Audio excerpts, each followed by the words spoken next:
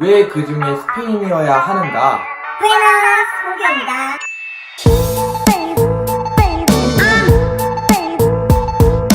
홍교!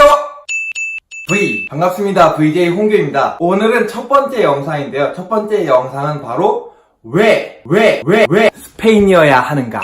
본 영상은 교환학생 타국 생활들에 관심이 있지만 뚜렷한 목표가 없으신 분들께 스페인의 교환학생의 장점을 설명하며 도움이 되고자 만든 영상이니 특정 대학교나 특정 지역 등 특별한 목표가 있으신 분들은 진지하게 시청하실 필요가 없습니다. 예를 들어서 저는 타국 생활에 도움이 되고 싶어요, 교환학생을 체험해보고 싶어요, 이런 분들에게는 설득의 영상이 될 수 있지만 저는 영어를 꼭 배워야 돼요, 저는 독일어를 꼭 배워야 돼요, 이런 분들에겐 추천하지 않는다는 얘기입니다. 왜 스페인 교환학생을 오면 좋은가? 우리나라도 충분히 다른 나라에 비해서 선진국으로 여겨지고 있는데요. 스페인도 마찬가지로 선진국이라고 할 수는 있지만은 다른 분들이 교환학생으로 가고 싶어하는 프랑스, 독일, 영국, 이탈리아 같은 경우보다 생활 물가가 훨씬 저렴해요. 교환학생이나 워킹홀리데이를 많이 꿈을 꾸실 때 보는 비용이 주거 비용입니다. 가장 중요하죠. 주거 비용이 다른 나라들에 비해서 엄청, 심지어 우리나라에 비해서도 충분히 싼 편이에요. 대표적으로 말씀드리면은 저희 동네가 특히나 싼 편인데 150유로, 170유로, 그러니까 한화로 치면 약 20만원 안팎으로 한 달 월세를 낼 수가 있어요. 물론 이제 스페인이라고 다 같이 이런 물가는 아니고 조금 큰 도시는 물가가 조금 비싼 걸로 알고 있습니다. 마드리드나 바르셀로나 두 도시를 제외하고는 상대적으로 조금 저렴한 편이에요. 뭐 비싼 데는 230유로, 240유로까지 생각을 할 수도 있습니다. 물론 이제 집세나 보증금을 제외한 월세만의 가격이에요. 제가 살고 있는 집을 기준으로 말씀을 드리겠습니다. 스페인에 오면 보통 주거 형태가 플랫이라고 나중에 이제 생활 형태에 대해서는 따로따로 영상을 따로 찍겠습니다만 보통 여러 명이서 쉐어 플랫이라는 개념이 있는데요.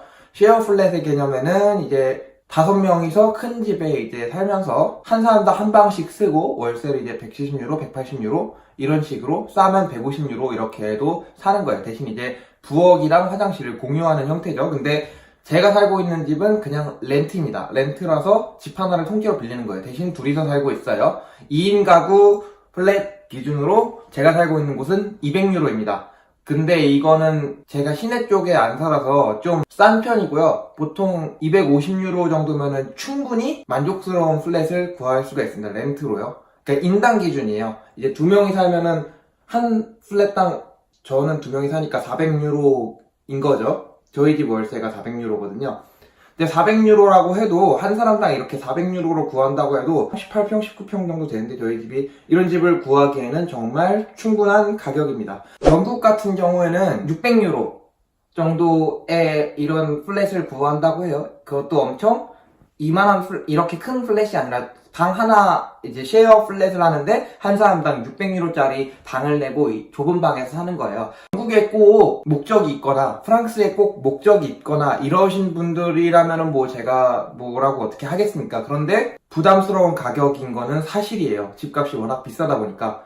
하지만 스페인 안에서는 적어도 이 가격으로 이렇게 충분히 구하실 수 있다는 점 참고했으면 좋겠습니다. 집이 아니라 음식 같은 경우는 스페인이 다른 나라에 비해 마트에만 가도 훨씬 쌉니다. 예시를 하나 들어드리면 삼겹살은 400g에서 600g의 2유로 가격대에 구매를 할 수가 있고요. 저렴하면은 5kg에 3유로 정도 엄청 싼 편입니다. 생각하시면 충분히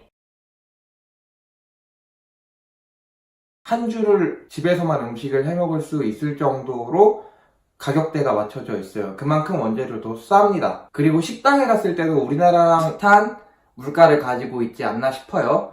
영국이랑 프랑스, 이런 독일들, 다른 선진국들에 비하면 훨씬 저렴한 편이죠. 이탈리아랑 비교해도요. 5,000원? 타파스 같은 것들 이용하면 5,000원 정도나 6,000원 정도에, 비싸면 8,000원, 9,000원? 뭐 프랜차이즈 햄버거, 예를 들어서 버거킹 같은 경우에는 9,000원, 만원 정도도 하기도 하는데, 네, 그런 식으로 밥을 먹을 수가 있습니다. 생활하는 데는 정말 지장이 없어요. 그리고 이쪽에 특히 싼 브랜드, 자라 같은 브랜드도 있고요. 그리고 프리마크라는 브랜드도 있는데 이 가게들을 보면 가격 때문에 깜짝 놀라실 수도 있습니다. 너무 저렴하거든요.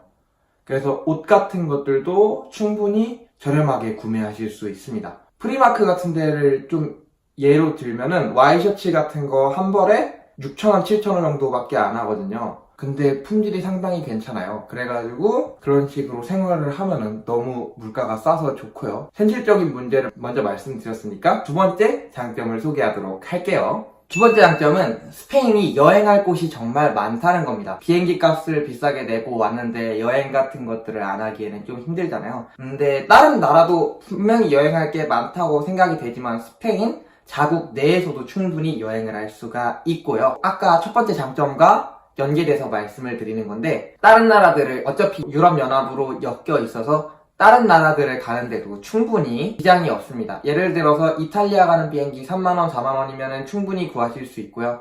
영국이나 파리 가는 비행기도 4만원, 5만원대면 충분히 구하실 수 있습니다. 스페인에 산다고 다른 유럽들을 체험하지 못할 거라고 생각하시는 분들이 있을 수 있는데 반대로 너무 쉽습니다. 마음만 먹으면 지금 비행기표 끊어가지고 언제든지 프랑스나 영국 그리고 이탈리아를 가보실 수 있고 거기서 이제 한 일주일 정도 뭐 길면 2주일 정도 있으실 수도 있어요. 충분히 한 20만원에 30만원 여행으로 하신다고 생각하고 충분히 갈 수가 있는데 다른 나라에서 살면서 스페인에 오는 것보다는 스페인에 살면서 다른 나라를 가는 게 여러 나라를 가는 게 물가도 상대적으로 살기에는 저렴하다 보니까 이득인 것 같아요. 예를 들어서 영국에 이제 한 방에 그렇게 비싼 돈을 주고 다른 나라에 여행하다 보면은 그 방값도 아깝잖아요. 그리고 다른 데서 생활을 오래 하다 보면 돈도 많이 들고 상대적으로 저렴한 방법이라고 할 수 있습니다. 그리고 스페인 자국 내에도 여행할 곳이 정말 많거든요. 예를 들면 말라가, 발렌시아, 바르셀로나, 마드리드, 세비야, 론다 이렇게 관광지로 유명한 곳들이 많은데 굳이 다른 나라에서 살면서 이렇게 힘들게 여행도 못하고 돈을 많이 써야 하나 생각이 들기도 해요. 세 번째 장점인데 스페인의 대부분의 도시는 바다에 있어요. 마드리드를 제외한 대부분의 도시 모두 그렇다는 게 아니라 대부분의 도시들이 바다를 향해 나 있기 때문에 우리나라보다 바다를 볼 수 있는 일이 많습니다. 맥주 그런 것들 사가지고 바다 근처에 거주하고 계시면 밤에 맥주 들고 바다에 가서 하루를 정리하고 이런 것들이 일상이에요. 거의 스페인은 거의 이런 것들로 생각하다 보면 천국입니다. 삶의 질이 너무 높아져요. 바다를 안 좋아하시는 분들도 있을 수 있는데 우리나라에서 바다 보기가 참 힘들잖아요. 도시 살면서. 근데 여기에선 바다를 보는 게 일상이라서. 네 번째로 말씀드릴 거는 축구입니다. 스페인은 축구가 가장 유명한 나라라고 자부할 수 있어요. 그만큼 축구가 많이 열리는데 축구 경기가 그 축구 경기를 거의 마음만 먹으면 원 없이 볼 수 있는 나라가 스페인입니다. 굳이 꼭 직접 관람을 하시지 않더라도 TV를 틀면 나오는 게 축구입니다.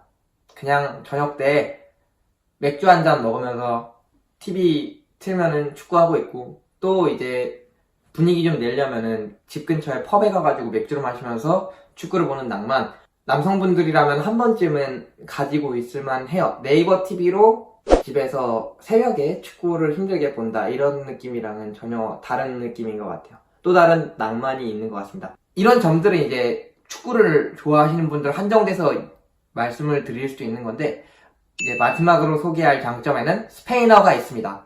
스페인어라고 하면은 좀 많이 와닿지 않으시죠? 왜냐하면 우리나라에서는 한국어와 영어를 주로 배우기 때문이죠. 영어가 세계 공통어이긴 하나 스페인어가 중국어 다음으로 모국어로 가장 많이 쓰이는 언어입니다. 모국어로 스페인어를 많은 나라에서 쓴다는 건 아무래도 큰 장점이 될 수 있습니다.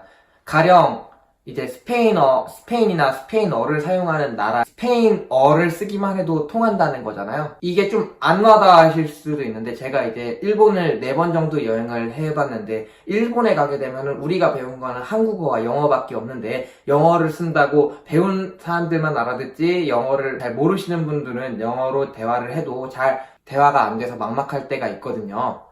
근데 유럽에 살면은 영어를 못하시는 분들은 생각보다 많을 수 있어도 스페인어를 못하시는 분들은 생각보다 많지 않습니다. 꼭 이제 모국어가 스페인어가 아닌 분들을 만나시게 되더라도 스페인어를 쓰면은 대충 알아들으시는 경우가 꽤 있습니다. 그것은 바로 언어의 유사성 때문인데요. 영어보다 스페인어가 낫다 이런 거는 아니에요. 왜냐면 영어는 세계 공용어로 거의 여겨지고 있으니까요. 하지만 생각보다 영어를 아는 사람보다 스페인어를 더 완벽하게 구사할 수 있는 사람들이 많다는 겁니다. 그래서 영어랑 스페인어를 둘 다 스페인어까지 익혀두면은 거의 웬만한 서양 친구들이랑은 의사소통이 잘 되실 거라고 생각이 돼요. 근데 스페인어를 가장 훈련하기 좋은 나라는 아무래도 스페인이겠죠? 이런 점들을 토대로 여태까지 왜 스페인에 교환학생이 와야 하는가에 대해서 주제를 나누어 봤습니다. 궁금한 거 있거나 다른 Q&A 그러면 아니면은 뭐 궁금하신 점들 아니면 제가 수정해야 할 상황이 또 있거나 이러면은 댓글로 남겨주시면 감사하겠습니다. 저는 다음 시간에 또 찾아와 보도록 할게요. 아싸미고!